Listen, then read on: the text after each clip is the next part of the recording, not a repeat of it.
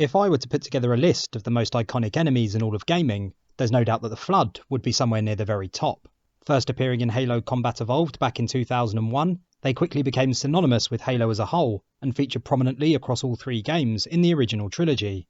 Whichever of those games you're playing, you just know that they're going to make an appearance. It's not a matter of if, but a matter of when. Today, I want to examine in more detail the three levels the Flood are introduced in and take a closer look at how they're similar, how they're different, and some of the design choices Bungie made. If you enjoy the video, do consider subscribing to the channel and hitting the notification bell. And now, let's kick things off by taking a look at the first half of 343 Guilty Spark. Perhaps the most memorable level the Flood appear in, at least when speaking purely in terms of quality, is the one they're introduced in, Halo Combat Evolved's 343 Guilty Spark. I recently covered this level in a fair bit of detail, which you can watch by clicking on the card appearing on screen now, and going back to play it again for the making of this video, it's lost none of its impact. Before even arriving at the level itself, Halo does much to heighten the effect 343 Guilty Spark has on players. Up until this point, the game has spent much of its time making players feel like an unstoppable super soldier, one who's more than adept at taking down the huge number of Covenant encountered during the game's first 5 missions. And with the Silent Cartographer and Assault on the Control Room, the levels preceding 343 Guilty Spark, also being 2 of its most open, by the time players begin the mission, they are most likely more than ready for further intense firefights across huge, open battlefields. But then the level opens with a scene of the Covenant fleeing, not from Master Chief but from something else. The chapter title Well Enough Alone appears on screen, and the environment players are greeted by is quite unlike anything they've experienced prior. This contrast between 343 Guilty Spark and what came before creates a very dramatic shift in tone. Everything up to this point is designed to make players feel like they're in an action film, but the dark, eerie swamp they're now greeted with has all the hallmarks of a horror movie. What makes this level so fantastic is the attention paid to the little details, and while other levels we'll look at later in this video do have their moments, no mission featuring the Flood throughout the entire trilogy manages to match the attention to detail on display during 343 Guilty Spark. There are a million things to spot just in the first section of the level alone as players explore the swamp. The downed pelican near the start of the level sets the tone with talk of an unknown hostile. Dropship Victor 90. Pillar bottom. Resistance. We are under attacked by some new kind of hostile. Isn't Covenant. You can also spot Flood in the distance if you look closely. They ever so briefly light up your radar, and if you listen hard enough, you can even hear them. There's also a distinct lack of elites within the ranks of the Covenant forces players come across. They may or may not have noticed this to be the case, but the reason why it's happened doesn't become clear until the Flood are later revealed, and it turns out both Marines and elites alike have been assimilated into the Flood's forces. Once out of the swamp, players may be lulled into a false sense of security by the firefights with Covenant forces, before the game abruptly shifts back towards the horror atmosphere experienced in the swamp as players come across slaughtered Covenant, some who seemingly attempted to barricade themselves inside rooms, a strange yellow fluid dripping from the ceiling, a crazed Marine, and finally a videotape showing what happened to the squad who entered the building ahead of Master Chief. Once the video ends, players will have most likely had the grim realisation that they're in the same room as the footage they've just witnessed, and it isn't long before they're under siege from wave after wave of Flood in an encounter which is very sensibly designed. It begins with infection forms to get players used to this new type of enemy, one very different from the Covenant in that it acts like a literal flood, before introducing unarmed combat forms to increase the challenge. And that's where we're going to leave 343 Guilty Spark for now, and move across to the Oracle, Halo 2's first level to feature the Flood, and one that is clearly inspired by its Halo Combat Evolved counterpart, for the first few minutes at least. The cinematic at the start of the Oracle is a particular favourite of mine, with a nice bit of succinct, very obvious foreshadowing used in the form of the wonderful line, "That stench, I've smelled it before." What follows is a level which clearly takes its cues from 343 Guilty Spark in the way it constantly hints at the Flood's presence before any combat encounters actually take place. But rather than spread its clues out over almost half an entire mission like 343 Guilty Spark does, the Oracle gets much of its tension building done within its first few minutes. There could be an argument made that it lacks a lot of the subtlety its counterpart in Halo Combat Evolved has, and that is true to an extent, but another long, drawn-out period of gameplay before encountering the Flood would on this occasion have been the wrong direction to take. 343 Guilty Spark worked as well as it did because the Flood appearing was a completely unexpected turn of events, and so everything leading up to their reveal was designed to maximise the impact their introduction had. It was a slow burn, but it was a slow burn which not only suited the horror atmosphere of the level, but played with the idea that what you can't see is often more frightening than what you can. That idea of fearing what lurks in the shadows was of course diminished as soon as the Flood were revealed, and so Bungie were absolutely correct to toy with players' expectations for as long as they had the opportunity to do so. Those playing Halo 2, on the other hand, would most likely have assumed the Flood would eventually appear, and so a long section of tension building simply doesn't make sense given that most players would have no doubt understood after the first hint or two that the Flood would soon have been making an appearance. And so in the Oracle, Bungie shows great respect for players' time by not focusing too much on what in this case would be unnecessary build-up. In the first few minutes alone, there's an encounter with some very Flood-esque looking creatures in a tank. What looks like Flood biomatter is splattered across walls, and players witness a group of heretics being taken out by the Flood while observing through a glass floor. I love this last moment in particular. You're in a squad, looking down, watching another squad get demolished. You're in a group yourself, but the game makes it abundantly clear that actually being in a group doesn't guarantee survival when faced with the Flood. After dropping down into a room containing a number of Flood corpses, my second and third favourite lines of the mission follow. Me have bad feeling about this. You always have bad feeling. You had bad feeling about morning food nipple. They're lines which might sound familiar to some, and it's a great way of referencing the level the Oracle is quite clearly based on. I got a bad feeling about this. Boy, you always got a bad feeling about Captain, something. sorry. The first encounter with the Flood in this room feels very similar to their introduction in Halo Combat Evolved as well, but with a very significant twist. Both begin with Flood infection forms swarming the room, but where Halo then introduces combat forms after, Halo 2 goes in a different direction. Instead of introducing the combat forms themselves, the corpses of the Flood which litter the area are reanimated by infection forms if players don't take them out fast enough. This is fantastic. Like the line spoken by the grunt you just heard, or even the look and feel of the area itself, this encounter acts as a callback to 343 Guilty Spark, while also keeping players on their toes by using a new mechanic to introduce its own combat forms. It both pays homage to its predecessor, while at the same time teaching players something new. It's Halo 2 telling them as early as possible that while the Flood have returned and they may not look that different, they've definitely got some new tricks up their sleeves. In comparison to the Oracle, and indeed to 343 Guilty Spark, Halo 3's Floodgate almost entirely does away with any build-up before the fighting begins. Much like the switch from Assault on the Control Room to 343 Guilty Spark in Halo Combat Evolved, there's a dramatic shift in tone here between the previous mission, The Storm, and Floodgate. But Floodgate takes things in a very different direction from what was featured in Halo Combat Evolved. During The Storm, players fight their way through a number of fairly grand encounters before finally taking down an anti-aircraft gun. Similar to how Halo Combat Evolved sets things up leading into 343 Guilty Spark, it's designed to put the player in a position of power. They've emerged victorious after a number of fierce skirmishes, and are probably feeling pretty invincible. But then a Covenant ship, which has clearly been taken over by the Flood, appears, and by the time control is handed back to the player, things have very much taken a turn for the worse. What I love about this level most is that it does something different. 343 Guilty Spark's opening was something special, the Oracle's was a retread with a decent moment or two, and Floodgate moves firmly away from both. There's very little build-up before players find themselves surrounded by the Flood. There's a firefight across a ravine, giving players a brief glimpse of the brute combat forms they'll soon meet. They see Flood bounding across rooftops, and they hear a radio message and some roars.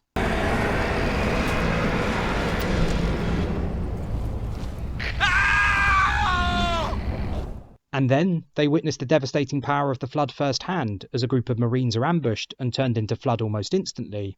Compared to 343 Guilty Spark and the Oracle, it really feels like players are thrown into the middle of things. But they're not just thrown into the middle of things. Unlike 343 Guilty Spark or the Oracle, this isn't an introductory level set predominantly in grey hallways. It's a level players have just traversed in the opposite direction, and it's one set on Earth. For the first time in the entire series, players get to witness the nightmare of a Flood invasion in a setting they truly understand, which really is a masterstroke. Assault on the Control Room and 2 Betrayals do a similar thing in Halo Combat Evolved, but there's a gap of a few levels between the pair, which does make the idea more effective in Halo 3. I firmly believe that the best way to demonstrate the strength of an enemy in a game is by using them as a contrast with the familiar, whether that's through combat or their effect on the environment itself, and Floodgate does this better than 343 Guilty Spark or the Oracle. The speed at which an area players are familiar with is overwhelmed is a true demonstration of the power of the Flood, and somewhere that was once the scene of many victories quickly becomes a far more threatening place. Sure, once the Flood are let loose in 343 Guilty Spark, things are chaotic, and in the Oracle, the battles involving multiple factions are tense, but only Floodgate gives you a sense of scale, the likes of which isn't seen in the other two levels, even if much of it is in the background. And that idea of speed I just mentioned, of the pace at which each level gets to the point where the Flood is introduced, is an important one when looking at the first half of these levels. What's seen across all three when looked at as a whole is that the level of subtlety involved in the minutes leading up to the Flood's introduction, and the amount of time itself used, is reduced from game to game. After how good an introduction 343 Guilty Spark was, that could be considered to be a shame for some, but I think the gradual move away from subtlety and towards more intense beginnings perfectly mirrors both players' attitudes to the Flood, as well as the general increase in stakes as the trilogy as a whole progresses. In 343 Guilty Spark, the Flood are an unknown quantity, and so slow burn horror perfectly suits their introduction. The Oracle retains some of that atmosphere at its start, but doesn't lean into it in the same way throughout, preferring instead to intensify its second half through more traditional gunplay, something which I'll touch again on shortly. And finally, Floodgate moves at a much quicker pace than either, teasing the Flood in the most obvious manner out of the three levels, before quickly throwing the player into a number of intense battles.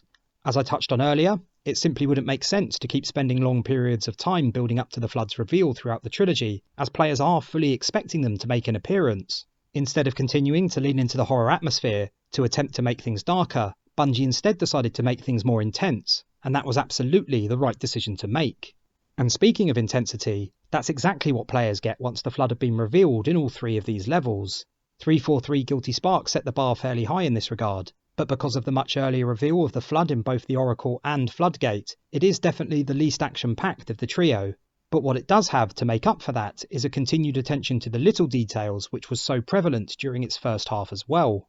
Once the Flood have been revealed and the first waves of infection and unarmed combat forms have been taken care of, 343 Guilty Spark continues to raise the stakes by later introducing armed combat forms. This is designed not only to ease players into encounters with a new enemy, but to also keep them afraid. The Flood keep escalating in terms of the threat they pose, and so players are never entirely sure how much worse the problem is going to get. The confusing layout of the level, combined with the unrelating nature of the Flood themselves, serves to amplify that feeling of tension, and a brief glimpse of a group of Flood decimating a Covenant squad does similar. And it features perhaps one of my favourite design choices out of all three levels, in the form of the dead Jackals and Marines players come across, who look like they joined forces to fight back to back in a desperate last stand against the Flood. This is fantastic environmental storytelling, and it's something I would have loved to have seen a lot more across all three levels. It's something that can be missed entirely, but if players do spot it, it tells a lovely little extra story that really makes the world come alive.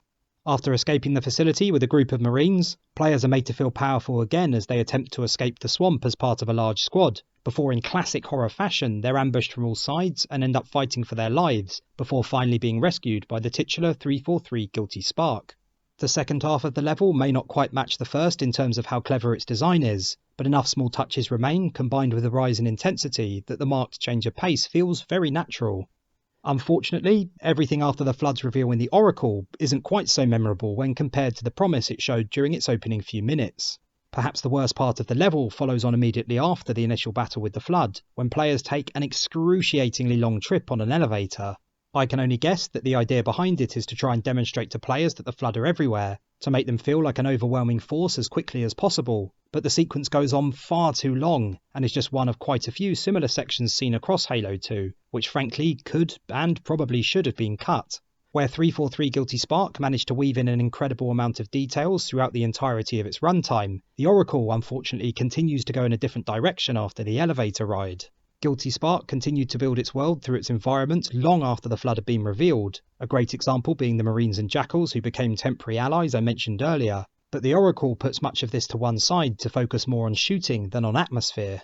While this isn't inherently a bad thing, I would have liked to have seen the Oracle continue on from its strong opening in similar fashion. Instead, what players get are a lot of battles with the Flood, Sentinels and Heretics that are ultimately somewhat forgettable. I love that there's a mix of allies and enemies fighting against the Flood though, as it really helps you imagine how much chaos their presence would cause. But ultimately, the Flood become very much a side story in the quest to kill the heretic leader, and their introduction suffers greatly as a result. It never feels like the Flood are truly the focus of the level, although the greater mix of factions mixing together when compared to say 343 Guilty Spark does make for a great moment towards the end of the level, as players rush to escape the crumbling facility while fighting off Flood and heretic forces in narrow corridors. The corridors are claustrophobic and dark, the familiar track which often plays when the Flood are nearby kicks in, and for a few moments it feels like an evolution of parts of 343 Guilty Spark. It's intense, it's frantic, and crucially, it feels familiar but at the same time different. The Oracle concludes with 343 Guilty Spark making his grand entrance into Halo 2, and much like the callbacks to 343 Guilty Spark near the start of the level, I love it. He's a character synonymous with the Flood, and so his appearance at this point makes perfect sense, and very much mirrors his arrival at the end of 343 Guilty Spark. It's moments like this, like the twist on the first encounter at the beginning of the level, and the escape towards the end, that make it such a great shame that the Oracle's middle feels fairly bland compared to the other two levels featured in this video. It could have been so much more, but I think Bungie tried to pack so much in that the level greatly suffers as a result. If that move away from focusing entirely on the Flood during their introduction in Halo 2 was a disappointment for some, then the events of Floodgate more than make up for it. Here, the entire focus of the level is on the Flood, from beginning to end, and it moves at a pace and with such intensity that its relatively short runtime seems all the swifter. Unlike the Oracle, there are still many continued nice touches throughout Floodgate's runtime. The Marine nearly every players will witness being turned into a combat form, although that can be prevented, is a great design choice. It's placed directly ahead of players through a doorway so their vision is focused squarely ahead of them, which means it's unlikely anyone will miss the introduction of this new mechanic, that living creatures can now be turned into the Flood, which is a great way of ensuring that those who possibly missed the same thing happening outside with the group of Marines still understand that this is what the Flood can do. There's a great scripted sequence featuring a Marine with a flamethrower a little later. The Flood now occasionally speak, and the cuts to Cortana and the Gravemind do much to help weave the game's plot into a level which would otherwise be quite light on story. Much like the Oracle in Halo 2, Floodgate even throws in a little callback of its own in the form of the crazed Marine players meet halfway through the level. Does it fit the level as well as the same scene in Halo Combat Evolved? Well, no. The action is already well underway and there's so much going on that his insanity is somewhat lost in the face of what is already a crazy situation. But nonetheless, I like that it's included, as it's another great example of how these three levels all share the same design DNA in one form or another. It's also much darker than the scene in 343 Guilty Spark. There, the Marine had clearly witnessed his squad mates being assimilated, but in Floodgate, the Marine is surrounded by the bodies of his squad, who may not have actually been turned into Flood. It's likely, instead, that he killed them for no reason. Much like the Oracle, players also again fight alongside allies, this time in the form of Marines and elites. It's so easy as a player to become absorbed entirely in your own survival, without thinking about the desperate struggle of others, and so it's great that this is thrown in once again to help ground players to the world. Towards the end of the level, players stumble upon their first pure Flood forms, and I really like how well this encounter works considering the level was originally designed to be traversed in the opposite direction. Entering the area where they appear, players are first introduced to tank forms, and the way the area is designed with boxes round the perimeter creates what's almost an enclosed space within a more open area. This gives players the chance to get to grips with them without facing too much resistance from the area beyond, which is especially important considering what comes next, because beyond the boxes, the area opens up and Stalker and ranged forms are introduced. Again, by designing the environment in this way, Bungie allows these forms to show their prowess in an area suited to their strengths. Where the tank forms thrive when getting up close and personal, Stalker and ranged forms operate best in more open areas. Progressing towards the end of the level, the surroundings become more and more corrupted by the Flood's presence, which suits the rising intensity of combat throughout perfectly and acts as a fantastic crescendo. But Floodgate's ending does feel somewhat abrupt. Allegedly, it was planned for later level Cortana to actually be a continuation of Floodgate, and how that would have worked we may never know, but it does definitely seem like there should have been a little more to this level than we actually ended up getting. That being said, it feels like a fitting final introductory level for the Flood. It's very full on, but it feels like a level in the back half of a game that's ending a trilogy. And in keeping with Halo 1 and Halo 2's Flood introductions, 343 Guilty Spark also makes an appearance at the end of the level. One thing I've not touched on so far that is certainly worth noting is that Halo 1, 2 and 3 only introduced the Flood during their second halves. While I think they get away with this repetition because the quality of the titles is so high, what I'd like to see explored next is an unexpected introduction to the Flood at the start of Halo Infinite. It won't happen, but I think this is the next logical step to crafting a Flood introductory level that really could catch players off guard. As it stands now, I think 343 Guilty Spark, the Oracle and Floodgate have done just about all there is to be done with a Flood introduction featured midway into a Halo game. There's horror in 343 Guilty Spark, there's a mix of horror and action in the Oracle, and Floodgate caps things off by being the most intense, while admirably still managing to include a number of nice design touches at the same time. Ultimately, the Flood may not be everyone's favourite enemy, or feature in everyone's favourite Halo levels, but at least where their introductions in each of the Halo games are concerned, they definitely have a lot to offer. Thanks so much for taking the time to watch the video. I hope you enjoyed it. If you did, please consider subscribing to the channel, and hopefully, I'll see you all again soon.